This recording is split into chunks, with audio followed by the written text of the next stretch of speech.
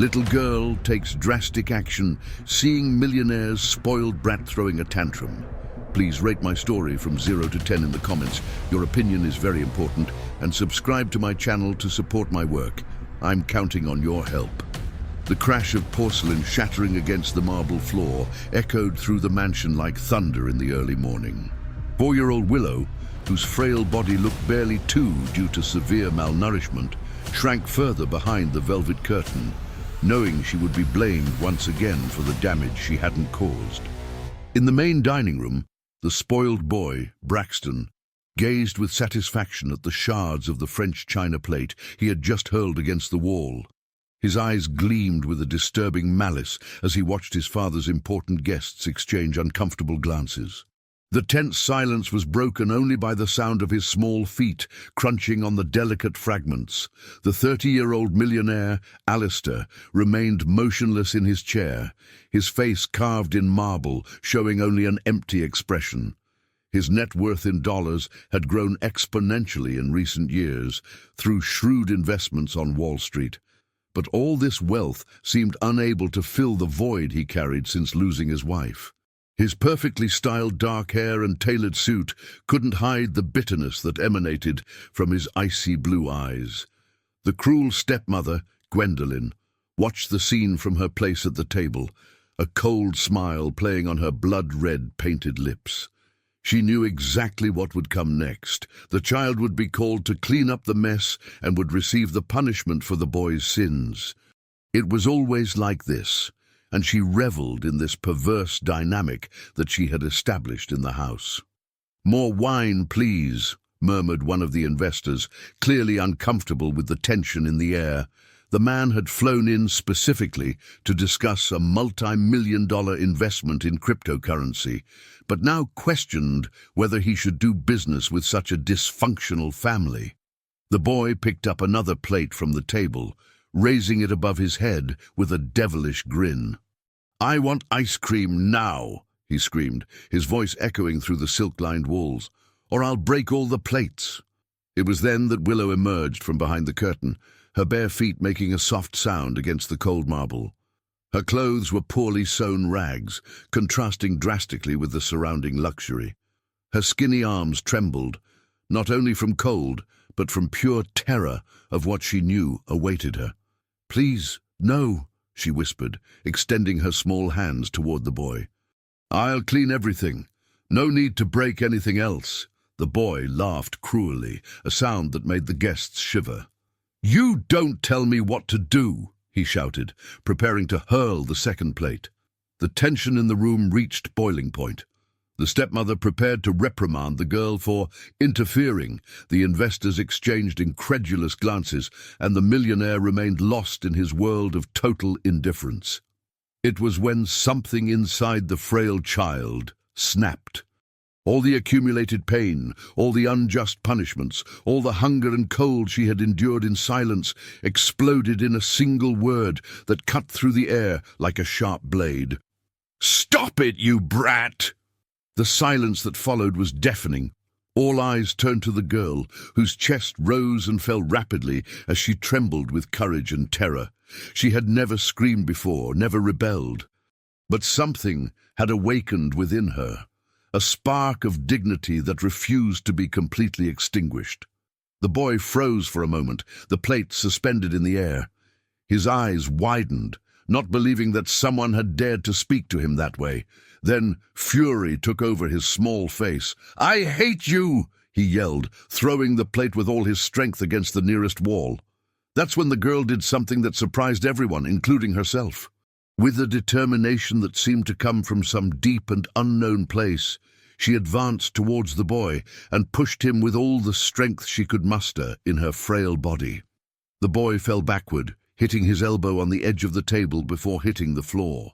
It wasn't a serious injury, just a scratch, but the shock of the fall made him start crying loudly. The chaos that followed was indescribable. The stepmother rose from her chair like a fury. The investors exchanged gaping glances, and the millionaire finally raised his eyes, focusing for the first time in months on what was happening around him. "How dare you touch my son?" shouted the stepmother, advancing towards the girl with clenched fists. "You little freak, you'll pay dearly for this." But something had changed in the air. The millionaire watched the scene with an intensity he hadn't shown for years, as if he were waking up from a deep and disturbing dream.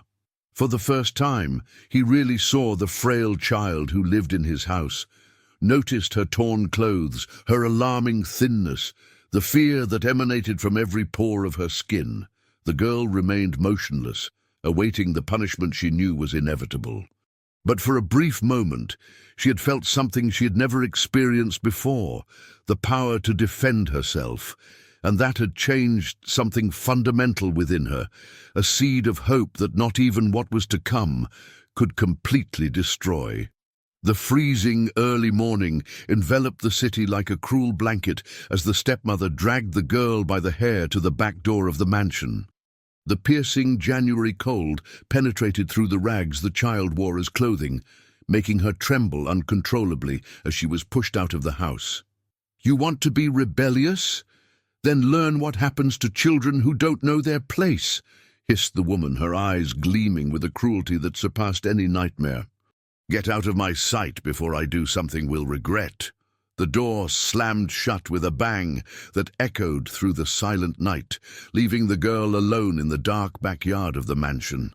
For a few minutes, she remained leaning against the cold wood, banging with her small fists and begging to be let back in, but only silence answered her desperate pleas. When she realized that no one would come to save her, the child began to walk through the deserted streets of the upscale neighborhood. Her bare feet soon became numb due to the cold asphalt, and each step became a silent torture. The mansions around remained like impenetrable fortresses, their lights off and gates locked, offering no refuge for a lost child. Inside the mansion, the millionaire paced back and forth in his private office, a strange agitation taking over his chest. The dinner scene had awakened something within him that he thought had been dead for years. The image of the frail girl defending herself replayed in his mind like a disturbing movie, mixing with memories long buried. The first hours of the morning brought a discovery that would change everything.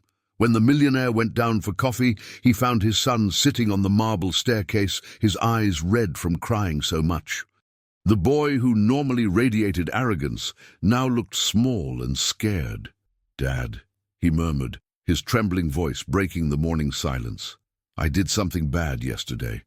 The millionaire knelt before his son, feeling a genuine connection for the first time in months. "Tell me what happened." The words that came out of the boy's mouth were like daggers in the father's heart. He confessed about all the times he had broken objects on purpose, knowing that the girl would be punished. He spoke about the punishments he had witnessed in silence, about how the stepmother beat the child with a systematic cruelty that terrified him. "I knew it was wrong," sobbed the boy, "but I was angry because you never play with me anymore, and she was always nice to me even when I was mean to her." The guilt that took over the millionaire was like an emotional tsunami. His wealth, accumulated through investments in stocks and gold funds, seemed insignificant compared to the magnitude of his negligence. How had he allowed something so terrible to happen under his own roof? He ran to the girl's room, only to find it empty. The small and battered bed had not been used during the night. A frantic search of the house revealed the terrible truth. The child had disappeared completely. When he confronted the stepmother, she responded with an icy indifference that revealed her true nature. "She ran away during the night," she lied with a disturbing ease. "I always knew she was a problem child. It's better this way." But the millionaire didn't believe a word. The urgency he felt was different from anything he had experienced in his most important deals. Not even when he was about to close multi-million-dollar contracts had he felt this pressure on his chest, this desperate need to act. Meanwhile, the girl wandered through the streets of downtown, her hunger becoming a physical pain that consumed her entire small body. She had walked all night, her feet now bleeding due to the cuts caused by the rough asphalt. The morning sun brought some relief from the cold, but also exposed her miserable condition to the eyes of passers-by. Most people looked away when they saw her, uncomfortable with the sight of a clearly abandoned child. Some even crossed the street to avoid any contact, as if poverty was something contagious that could contaminate their organized lives. It was in the city's central market that she found her first glimpse of hope. An elderly woman with grey hair was arranging her colourful flowers in a small but carefully organized stall. When she saw the girl approaching with hesitant steps, her eyes filled with genuine compassion. "My dear child," said the flower vendor, her voice filled with a tenderness that the girl hadn't heard in months. "What are you doing here alone?" The child couldn't answer immediately. The tears she had held back all night finally began to flow, releasing all the accumulated pain and fear. The woman knelt beside her, wrapping her in a warm embrace that made the girl vaguely remember what it was like to be cared for with love.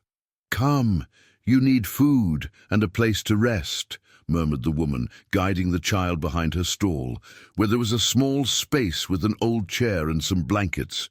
For the first time in months, the girl felt safe. The flower vendor offered her warm bread and warm milk, watching sadly as the child devoured the food, as if she didn't know when her next meal would be. "What's your name, my dear?" asked the woman gently. The girl murmured her name between tears, and something extraordinary happened. The flower vendor's face paled as if she had seen a ghost, her hands trembling as she held the glass of milk. "It can't be," she whispered, her eyes filling with tears. You are my daughters." The words died in her throat, but the shock on her face revealed a connection that would change everything. The girl had found someone from her past, someone who knew secrets about her family that not even she herself imagined existed. Meanwhile, the millionaire roamed the streets of the city in his luxury car, an iron determination replacing years of emotional apathy. His fortune, built through clever investments in cryptocurrency and diversification of investments, would finally be used for something that really mattered. He didn't know it yet, but his desperate search was about to reveal truths about the past that would transform not only his life, but also his understanding of who the child he had ignored for so long really was. The flower vendor's revelation echoed through the market like a whisper of destiny. Her trembling hands caressed the girl's dirty face as tears rolled down her wrinkled cheeks, carrying with them years of accumulated pain and longing. "My little granddaughter," she murmured, her voice broken by emotion. "I've been looking for you for so long. Your mother, my dear daughter. She worked for a rich man, but disappeared when she was expecting you." The girl looked at the woman with her big, confused eyes, trying to process words that seemed to come from another world. During her 4 years of life, she had never heard stories about her mother, had never had answers about where she came from or why she was alone in the world. "Mommy is in heaven," whispered the child, repeating the only words the cruel stepmother had told her about her past. "Auntie said she left because I was bad." The grandmother's heart broke with those words. She hugged her granddaughter tighter, as if she could protect her from all the cruelty she had faced. "That's not true, my dear. Your mother loved you more than anything in the world. She left because she was sick, but left you with enough love for a lifetime." Meanwhile, the millionaire had parked his luxury car in front of the Central Police Precinct, his patience finally exhausted. For 3 consecutive days, he had walked every street in the city, showed photos of the girl to merchants, beggars, and passers-by, but no one had seen a child matching the description. His fortune, built through strategic investments in real estate funds and diversified investments, seemed useless in the face of the impossibility of finding a lost child. Money could buy many things, but it couldn't undo his negligence or speed up a search that depended on luck and persistence. The detective who attended him demonstrated a professional indifference that deeply irritated the millionaire. "Sir, children run away from home every day. In most cases, they return on their own when they feel hungry. "She is 4 years old and was kicked out of the house during a freezing early morning," replied the millionaire, struggling to maintain his composure. "It's not a common runaway." The bureaucracy that followed was a nightmare of forms and slow procedures. Precious hours were lost, while disinterested officials processed his complaint with a slowness that bordered on criminal negligence. During this time in the Central Market, the grandmother told the girl stories about her mother that made the child's eyes shine with a light that had been extinguished long ago. She learned that her mother was kind and hard-working, that she sang lullabies and dreamed of giving her daughter a better life. "She worked in the house of a very rich man," explained the grandmother, arranging her flowers as she spoke. "It was a huge mansion in the upscale area of the city.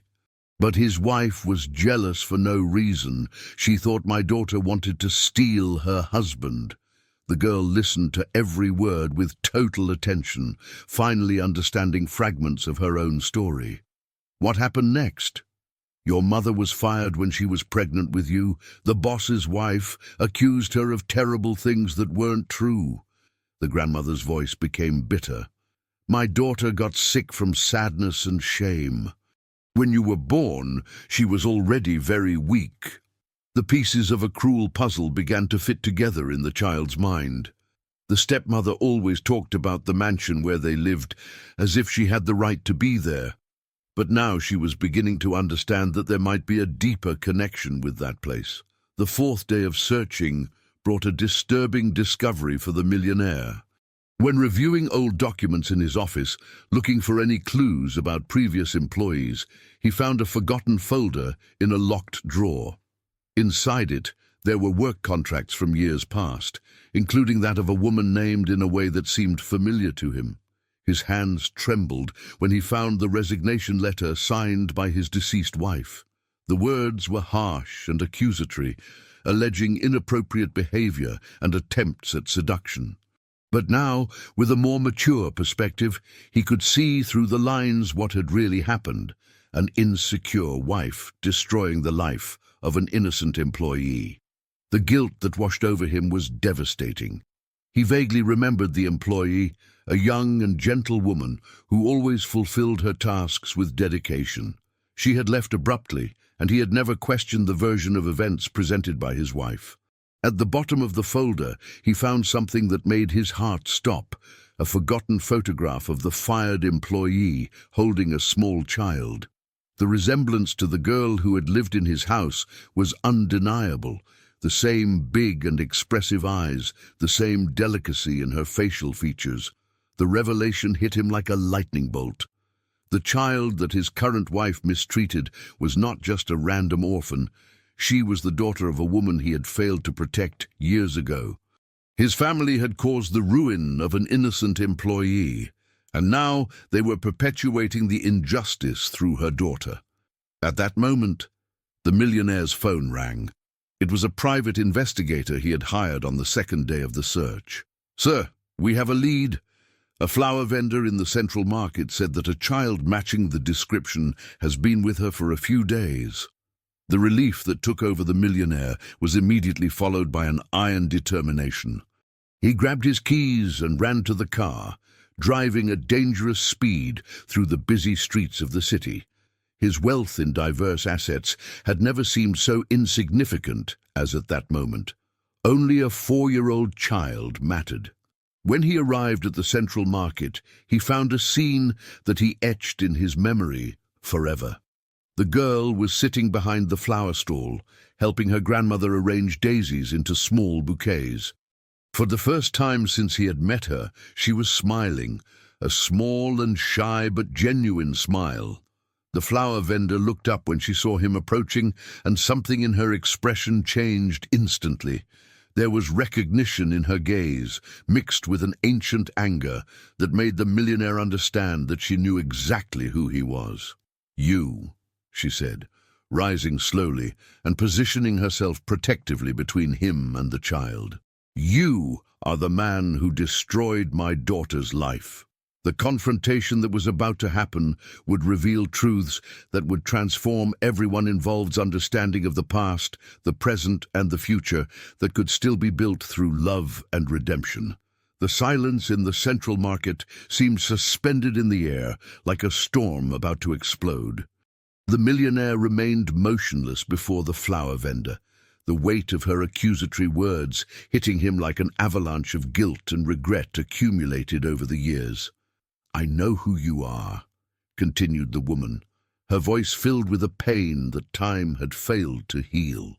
"Your wife destroyed my daughter with lies and jealousy, and now your new wife almost killed my granddaughter." The girl watched the tension between the adults with wide eyes, hiding behind her grandmother's skirts. For the first time, she saw the man from the mansion up close, noticing the deep sadness he carried in his blue eyes, a melancholy that mirrored her own silent pain. "I didn't know," murmured the millionaire, his voice breaking with emotion. "I found the documents yesterday, the resignation letter, the false accusations. My wife completely deceived me." The grandmother laughed bitterly, but her tears contradicted the sound. "Not knowing doesn't diminish responsibility. My daughter left your house pregnant, humiliated, and without work. She died of sadness before seeing this child turn 2. The words cut through the millionaire like sharp knives. All his wealth built through profits in dividends and investments in gold seemed pathetic in the face of the magnitude of the tragedy his family had caused. He knelt on the dirty floor of the market, placing himself at the girl's height. "Forgive me," he whispered, extending his trembling hand towards the child. "I failed your mother, and I failed you, but now I know the truth." The girl hesitated for a moment, then took a small step forward. Her recent experiences had taught her that even the most powerful adults could cry and show vulnerability. "Are you going to take me back home?" she asked in her tiny voice. "Never again," he replied firmly. "You will never be hurt again as long as I am alive. I promise." It was at that moment that an even more shocking discovery came to light. The grandmother pulled a yellowed envelope from inside an old box kept behind the stall.